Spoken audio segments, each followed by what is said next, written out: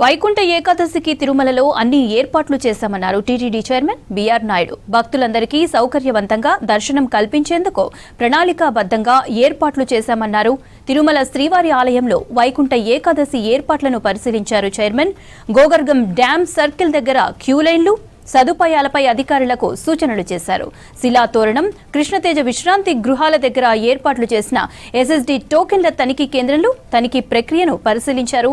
పోలీసులు, vigilance, TTD యంత్రాంగం సమన్వయంతో integrated AI command control centre ద్వారా ఎప్పటికప్పుడు భక్తుల రద్దీని పర్యవేక్షిస్తూ వైకుంఠ ద్వార దర్శనాలను విజయవంతంగా పూర్తి చేసేందుకు అన్ని సిద్ధం చేశామని చెప్పారు.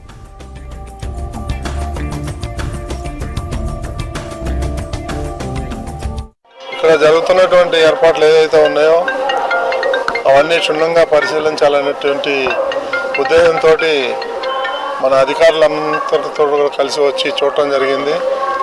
ఏర్పాట్లు అయితే బాగున్నాయి.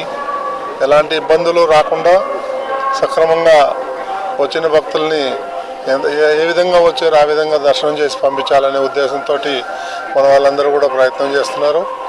దాంట్లో భాగంగానే కావాల్సినంత ఫోర్స్ టీటీడీ విజిలెన్స్ అయితే ఏముంది, లేదా స్టేట్ పోలీస్ అయితే ఉంది, వీళ్ళందరూ కూడా సమన్వయం చేసుకొని ఎక్కడెక్కడ ఏమైనా ప్రాబ్లమ్స్ ఉంటే వెంటనే ఇమీడియట్గా ఈ ఏఐ ద్వారా మనం ఇంటిగ్రేట్ చేసినటువంటి కమాండ్ కంట్రోల్ రూమ్ ద్వారా ఎప్పటికప్పుడు సమాచారం తీసుకొని అవన్నీ కూడా సాల్వ్ చేయటం జరుగుతుంది.